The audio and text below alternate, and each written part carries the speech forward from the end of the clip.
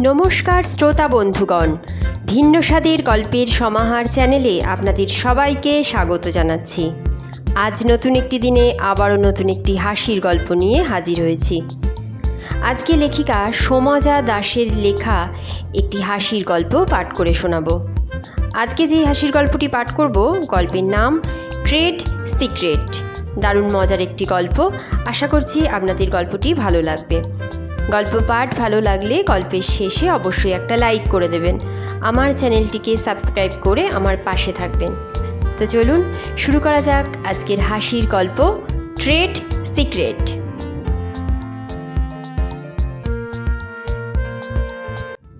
কেনারাম মণ্ডল আর বেচারাম কর্মকার পাশাপাশি বাড়িতে থাকে। বেচারামের পোলট্রি আছে, সেখান থেকে ডিম সারা জেলায় চালানো যায়। বেচারামের ডিমের খুব চাহিদা। লোকে বলে বেচারামের পোলট্রির ডিম যে একবার মুখে দিয়েছে সে কখনো এর স্বাদ ভুলতে পারবে না। মুখে দিতেই হাওয়াই মিঠাইয়ের মতো মিলিয়ে যায় সেই ডিম। যেমন তার স্বাদ তেমনি বড় সাইজ। বাজারে কাড়াকাড়ি পড়ে যায় বেচারামের ডিম কেনার জন্য। কেউ যদি জিজ্ঞেস করে, কেমন করে আপনার মুরগি এমন ডিম পারে বেচারাম বাবু? আর তো কোথাও এমন দেখিনি কখনো। বেচারাম মুচকি হেসে উত্তর দেয়, ট্রেড সিক্রেট। কেনারাম মণ্ডল পুলিশের লোক। তার লম্বা চওড়া চেহারা, নধর ভুঁড়ি, পাকানো গোঁফ দেখে যাই মনে হোক, আসলে মানুষটা স্বভাব কবি। শান্তশিষ্ট মৃদুভাষী কেনারাম দারোগাকে চোর ডাকাতরাও ভারী ভালোবাসে। মাঝে মধ্যে তাই এটা সেটা উপহার দিয়ে টিয়ে যায়। কেনারাম অবশ্য নিজে থেকে কখনো কিছু চান টান না। তবে বেশ কিছু দিন কেউ উপহার দিতে ভুলে গেলে কেনারামের মন খালি লকআপের দিকে তাকিয়ে হুহু করে ওঠে। লকআপের একাকিত্ব নিয়ে দু চারটেই হৃদয় বিদারক কবিতা লিখে তিনি সেই লোকটিকে নেমন্তন্ন করে এনে জামাই আদরে লকআপে রেখে দেন। তা বলে কেনারাম তেমন পাষণ্ডও নন। সকলেরই তো ঘর সংসার আছে। নিভৃতে দুজনের মধ্যে একটু সুখ দুঃখের কথাবার্তা হয়। কেনারামের মন বড় নরম, তাতেই গলে যান তিনি। ওই দু চার দিনই, তার বেশি তিনি কাউকে ধরে রাখেন না, রাখার দরকারই পড়ে না। কেনারাম মণ্ডল আর বেচারাম কর্মকারের মধ্যে সম্পর্কটা প্রথম দিকে খারাপ কিছু ছিল না, মানে সম্পর্কই ছিল না আর কি। বেচারামের বাড়ির পুরনো মালিক বেশ অমায়িক মানুষ ছিলেন, কিন্তু চাকরি থেকে অবসর নিয়ে তিনি বাড়ি বেচে কলকাতায় ছেলের কাছে চলে গেলেন। বেচারাম বাড়িটা কিনেই প্রথমে চারপাশে উঁচু উঁচু দেওয়াল তুলে দিল। কারোর সঙ্গে মেলামেশা তেমন করে না। বেচারাম কর্মকার তখন নারকেলের ব্যবসা করত। তাতে কারো কোনো আপত্তিও ছিল না। লরিতে করে বস্তা বস্তা নারকেল যেত আর আসত। কেনারাম কোনো দিন সে নিয়ে মাথা ঘামায়নি। এত বড় অপবাদ অতি বড় শত্রুও দিতে পারবে না। সমস্যাটা হলো মাস তিনেক আগে পোলট্রি শুরু করার পর থেকে। কেনারাম কবি মানুষ। রোজ সকালে ব্রহ্ম মুহূর্তে বিছানা ছেড়ে ওঠেন তিনি। সেই কবে যৌবনে তার গুরুদেব বলেছিলেন, ব্রহ্ম মুহূর্ত হলো সিদ্ধির সময়। সিদ্ধি লাভ করতে হলে ব্রহ্ম মুহূর্তে সাধনা শুরু করতে হবে। সেই থেকে এত বয়স পর্যন্ত কেনারাম গুরু বাক্য অক্ষরে অক্ষরে পালন করে চলেছেন। সারা পাড়া তখনও ঘুমে ডুবে থাকে। কেনারাম উঠে চোখ কচলে খাতা কলম নিয়ে বসে পড়েন। টানা একের পর এক কবিতা লিখে চলেন তিনি। নানান রকম আবেগের ওঠা পড়া চলে তাঁর মনে। নিজের মনে হাসেন, কাঁদেন, কখনো চমকে ওঠেন, আবার কখনো বা উদাস হয়ে যান। কিন্তু যবে থেকে পোলট্রি চালু হয়েছে তার এই সাধনার মুহূর্তটা বরবাদ করে দিয়েছে বেচারাম। ভোরের আলো ফোটার আগে থেকে তার পোলট্রির মুরগিরা সমস্বরে ব্রহ্মসঙ্গীত শুরু করে দেয়। সমবেত ক্যাঁ কো ক্যাক্কর ক্যাঁক ধ্বনিতে কান পাতা দায় হয়। কেনারামের কবিতা লেখা মাথায় ওঠে। এই তো সেদিন কি দুর্দান্ত দুটো লাইন লিখে ফেলেছিলেন কেনারাম। রবি করে জ্বালাতন আছিল সবাই, বরষা ভরসা দিল আর ভয় নাই। লেখার সময় যদিও শব্দগুলো একটু চেনা চেনা ঠেকছিল, তবু কেনারাম গা করেননি। এর সঙ্গে মিলিয়ে সব লিখেছেন। বৃষ্টির জলে মাটি ঘেঁটে হলো পাঁক, গাছের ডালেতে ডাকে। গাছের ডালে কি ডাকাবেন সেটাই মন দিয়ে ভাবছিলেন তিনি। পাঁকের সঙ্গে কাকটা অবশ্যই দিব্যি যায়, কিন্তু ভালো কবিতার সঙ্গে কাক ব্যাপারটা মোটেই মিশ খায় না। মানে যেমন চড়ুই, কোকিল, ফিঙে, নিদেন পক্ষে লক্ষ্মী প্যাঁচা অবধি কবিরা মিলিয়ে দিয়েছেন, কিন্তু কাক বড়ই অকাব্যিক প্রাণী। যেমন বিশ্রী চেহারা, তেমনি কর্কশ ডাক। সেই কোন ছোটবেলায় কেনারামকে একটা হাড় বজ্জাত কাক ঠুকরে দিয়েছিল, সেই থেকে কাক ব্যাপারটা তার বিলকুল না পছন্দ। নেহাতি কিছু না পাওয়া গেলে শেষমেশ কাক দিয়েই মিল দিতে হবে, কিন্তু তার আগে একটু চেষ্টা করে দেখবেন না। মাথা চুলকে সবে ভাবা শুরু করেছেন কি করেননি, বেচারামের পোলট্রির মুরগিরা ঘুম ভেঙে একসঙ্গে ক্যাঁকো ক্যাঁকো ক্যাঁকোর ক্যাঁক গান শুরু করে দিল। দুই কান চেপে কানে বালিশ চাপা দিয়ে জানলার ফাঁকে তুলো গুঁজেও কিছুই লাভ হলো না। মাঝখান থেকে পাঁকের সঙ্গে ছন্দ মিলিয়ে মাথার মধ্যে মুরগির ক্যাঁক ক্যাঁক এমনভাবে ঢুকে গেল যে সারা দিনেও বেরোলো না। বাধ্য হয়ে অমন সাধের কবিতাটা ছিঁড়ে ফেলে দিতে হলো তাকে। এ তো গেল একদিনের কথা, এমন আজকাল রোজই হচ্ছে। কেনারামের নিভৃত সাধনার মুহূর্তটার 12টা বাজিয়ে দিচ্ছে বেচারামের মুরগিরা। মুরগিদের রাগ গিয়ে পড়েছে বেচারামের উপর। হতচ্ছাড়া বজ্জাত প্রতিবেশী, এসব হিংসে জানেন কেনারাম। পাছে তিনি বড় কবি হয়ে যান, নামডাক হয়, সেই হিংসেই মুরগি বেচতে শুরু করেছে বেচা। নইলে দুনিয়ায় ব্যবসার কি আর অভাব ছিল? এই তো দিব্যি নারকেলের ব্যবসা করছিল, সেটা এমন কি খারাপ ছিল? নারকেলরা ভোর না হতে মোটেই বিচ্ছিরি ডাকাডাকি করে না, কারো নিভৃত সাধনার মুহূর্তে বিঘ্ন ঘটায় না মোটে। কেনারাম শান্তিপ্রিয় মানুষ। শুরুতেই প্রতিবেশী হিসেবেই নিজের সমস্যার কথাটা বেচারামকে বুঝিয়ে বলতে গেছিলেন। না মানে বেচারাম যদি নিজের মুরগিদের একটু বুঝিয়ে বলে যে বেলা 7টার পর ডাকাডাকি শুরু করতে, তাহলে কেনারামের অত্যন্ত সুবিধা হয়। 7টা বাজলে গিন্নির চেঁচামেচিতে আর বসে কাব্যচর্চা করার জো থাকে না। তখন কেনারাম কবিতার খাতা বন্ধ করে বাজারে যান। সুতরাং মুরগিরা তখন ডাকতে শুরু করলে বিশেষ অসুবিধা হবে না। কিন্তু দেখা গেল বেচারাম পাজির পা ঝাড়া লোক। কেনারামের কথা শুনে কিছুক্ষণ মুখের দিকে হাঁ করে চেয়ে রইল, তারপর খ্যাক খ্যাক করে বিচ্ছিরিভাবে হেসে উঠল। সেই থেকে বেচারামের উপর কেনারামের খুব রাগ।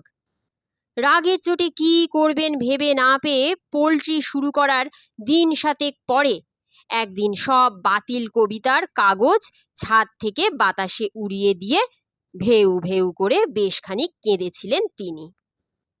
তারপর থেকে চোখ মুছে কোমর বেঁধেছেন। এভাবে রোজ রোজ নিজের কাব্যচর্চার উপর এহেন বর্বরচিত অত্যাচার আর সহ্য করবেন না তিনি। কিছু একটা করতেই হবে, এমন মতলব আঁটতে হবে যাতে করে বেচারাম বাড়ি ছেড়ে পালায়। ভেবে চিনতে কেনারাম তিনু চোরকে ডেকে পাঠালেন। তিনু চোর হলে কি হবে, ছোকরা ভারী সরেস, চোখ দুটো সারাক্ষণ বন বন করে ঘোরে। দেখলেই বোঝা যায় মাথার ভেতর বদবুদ্ধির কারখানা চলছে, চোখ কান সর্বদা খোলা থাকে ওর। কেনারামের কাজের জন্য তিনুর চেয়ে যোগ্য লোক আর কেউ নেই। কাজটা বুঝিয়ে দিলেন ওকে ভালো করে। বেচারামের বাড়ির দিকে লক্ষ্য রাখতে হবে, সুযোগ বুঝে ভিতরে ঢুকে বেচারামের কার্যকলাপ দেখতে হবে। বেচাকে বাড়ি ছাড়া করে ছাড়বেন কেনারাম। একটা ছিদ্র দরকার, পাততে হবে ফাঁদ, তাহলেই বেচারাম হবে কুপোকাত। আকস্মিকভাবে ছন্দ মিলে যেতে বেশ প্রসন্ন হয়ে উঠলেন কেনারাম। চটপট এফআইআর লেখার জাবদা খাতা টেনে লাইন দুটো লিখে নিলেন। তারপর সন্তুষ্ট মুখে ভাবতে বসলেন। নিশ্চয়ই বেচারাম কিছু বেআইনি করছে বাড়ির ভেতর, নইলে অত উঁচু পাঁচিল দেবে কেন? কেমন করেই বা ওর মুরগির ডিমের অমন স্বাদ? বলে নাকি ট্রেড সিক্রেট। হুহ, নিশ্চয় মুরগির খাবারে কিছু মেশায় বেচারাম। কোনো বেআইনি ওষুধ, হরমোন, না হলে অমন বড় বড় ডিম হয় কি করে? এই চত্বরে আরও তো কটা পোলট্রি ফার্ম আছে, তাদের মুরগি তো অমন ডিম দেয় না। মনে মনে হাজার কিসিমের ফোন দিয়ে আঁটেন কেনারাম। বেচারামকে কিভাবে জেলে ভরবেন ভাবতে ভাবতে রাত কাবার হয়ে যায়। উত্তেজনায় দু চোখের পাতা এক করতে পারেন না তিনি। ঠিক 2 দিন বাদে খবর নিয়ে আসে তিনু। টানা 24 ঘন্টা নাকি পাঁচিলের পাশের নারকেল গাছে উঠে বসেছিল সে। সারা রাত ধরে লাল পিঁপড়েদের মোচ্ছব চলেছে তার শরীরের আনাচে কানাচে, তবু হাল ছাড়েনি। এত কিছুর পরেও সে সর্বদাই দারোগা স্যারের অনুগত। শুধু আগামী 1 বছরের উপহারটা স্যার মাফ করে দিলেই সে তার গোপন ঝুলি উপুর করে নিবেদন করতে পারবেন স্যারের শ্রীচরণে। দস্তুর মতো দরাদরির পর 6 মাসের উপহার মাফের চুক্তিতে তিনু মুখ খুলল। বেচারামকে সে বার্ড ফুড ছাড়া অন্য কিছু খাওয়াতে দেখেনি। দিনে 3 বার নতুন প্যাকেট ছিঁড়ে নিজে হাতে করে খাইয়েছে মুরগিদের। প্রত্যেকটা মুরগিকে আদর করে খাওয়ানোর আগে তাদের কানে ফুঁ দেয়। তাছাড়া 24 ঘন্টায় সন্দেহজনক আর কিছুই তার চোখে পড়েনি। শুনে টুনে কেনারাম কিছুক্ষণ ফোঁস ফোঁস করে ষাঁড়ের মতো নিঃশ্বাস ফেললেন। লাল চোখ দুটো তার ভাঁটার মতো জ্বলছে। তারপর হুঙ্কার ছেড়ে বললেন, তবে রে বেটা, 1 হপ্তার মধ্যে যদি আমার উপহার না পাই, জেলে ঢুকিয়ে উল্টো করে টাঙিয়ে বেতের ঘা দেব, মনে থাকে যেন। কাজের নামে নেই, শুধু কুলোপনা চক্কর। উনি এই খবর এনে দিলেন আমাকে। মুরগির কান আছে হতভাগা? ভাগ বলছি আমার চোখের সামনে থেকে, নইলে। কেনারামের বাক্য শেষ হওয়ার আগেই তিনু ধাঁ করে অদৃশ্য হয়ে গেল। কেনারাম সেখানেই বসে বসে কিছুক্ষণ ঘোঁত ঘোঁত করে শ্বাস নিলেন। ভীষণ রেগে গেলে তিনি এরকম করে থাকেন। তারপর সিদ্ধান্ত নিলেন আর কারো উপর ভরসা নয়। তার মতো দুঁদে দারোগাকে ঘোল খাওয়াবে বেচারাম কর্মকার। তিনি নিজেই গিয়ে ওর ট্রেড সিক্রেটের পাত্তা লাগাবেন। সেই মতো গভীর রাতে গা ঢাকা দিয়ে বেচারামের বাড়িতে ঢুকলেন তিনি। পাহারা পেরিয়ে কিভাবে ঢুকলেন সেসব বলতে গেলে গল্পের দৈর্ঘ্য যাবে বেড়ে।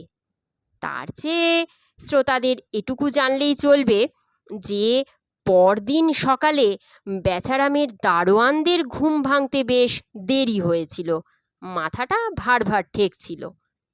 সে যাই হোক, বেচারামের বাড়িতে ঢুকে পোলট্রির এক কোণে গা ঢাকা দিয়ে অন্ধকারে লুকিয়ে রইলেন কেনারাম। কেনারামের দশাসই চেহারা নিয়ে লুকানোটা সহজ ছিল না, কিন্তু এটা একটা যুদ্ধ যেটা তাকে জিততেই হবে। দেওয়ালের পাশে সারাটা রাত ভুঁড়ি চেপে দাঁড়িয়ে রইলেন তিনি। শেষ রাতের দিকে কখন চোখটা লেগে গিয়েছিল টের পাননি। কিসের শব্দে ধর্মড়িয়ে সোজা হয়ে দাঁড়ালেন। খাঁচার দিকে চোখ পড়তে একটু চমকে গেলেন তিনি। কি বিশাল চেহারা মুরগিগুলোর! কে জানে এদের কি খাওয়ায় বেচারাম? আজ সব ফাঁস হয়ে যাবে। তারপরেই কেনারামের হাতে হাত কড়া পরাবেন তিনি। দেওয়ালের পাশ থেকে উটের মতো গলা বাড়িয়ে দেখার চেষ্টা করলেন কেনারাম। বেচারাম পাখির খাবারের প্যাকেট ছিঁড়ে ছিঁড়ে মুরগিগুলোকে খেতে দিচ্ছে। তারপর প্রতিটা মুরগির কাছে গিয়ে তাদের মুখের কাছে মুখ নিয়ে ফুঁ দিচ্ছে। না, ফুঁ নয়, বিড়বিড় করে কি যেন বলছে সে। কেনারাম ধীর পায়ে সরে এলেন আর একটু কাছে, কান পেতে শুনলেন। বেচারাম একটা মুরগিকে আদর করে তার পাত্রে দানা ঢেলে দিল। তারপর যেটা হলো তাতে কেনারামের পায়ের নিচ থেকে মাটি সরে গেল। বেচারাম একে একে মুরগিদের ছড়া শোনাচ্ছে। মুরগিগুলো সেই সব ছড়া শোনা মাত্রই বাটিকে বাটি খাবার সাবার করে দিচ্ছে চোখের নিমেষে। মুরগির অমন রাক্ষসে খিদে কেনারাম জন্মে দেখেনি। কিন্তু তাঁর বিস্ময়ের কারণ তো শুধু সেটাই নয়, বেচারামের ছড়াগুলো যে তাঁর বড্ড চেনা। এই ছড়াগুলোকেই তো একদিন কেনারাম রাগে দুঃখে ছাদ থেকে উড়িয়ে দিয়েছিল বাতিল বলে। গল্পটা আর একটু বাকি আছে। কেনারামের সঙ্গে বেচারামের শত্রুতাটা মিটে গেছে। বেচারামের পোলট্রিতে কেনারাম এখন পার্টনার। রোজ রোজ পোলট্রির মুরগিদের জন্য নতুন নতুন কবিতা লিখছেন কেনারাম দারোগা। তাঁদের পোলট্রির সুনাম জেলার চৌহদ্দি ছাড়িয়ে সারা রাজ্যে ছড়িয়ে পড়েছে। সব ভালোর মধ্যে শুধু একটাই দুঃখের কথা হলো, সেদিনের পর থেকে কেনারাম দারোগা আর মুরগির ডিম বা মাংস মুখে তুলতে পারেন না।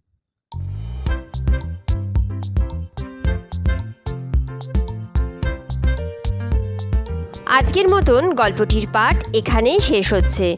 গল্প পাঠ যদি এতটুকুও ভালো লেগে থাকে তবে অবশ্যই একটা লাইক করে দেবেন। আমার চ্যানেলটিকে সাবস্ক্রাইব করে আমার পাশে থাকবেন, যাতে ভিন্ন ভিন্ন স্বাদের বিভিন্ন ধরনের গল্প নিয়ে আপনাদের সামনে হাজির হতে পারি। আপনারা খুব ভালো থাকবেন, সুস্থ থাকবেন এবং সাবধানে থাকবেন। নতুন একটি দিনে নতুন একটি গল্প নিয়ে আবারও আপনাদের সামনে আমি হাজির হব।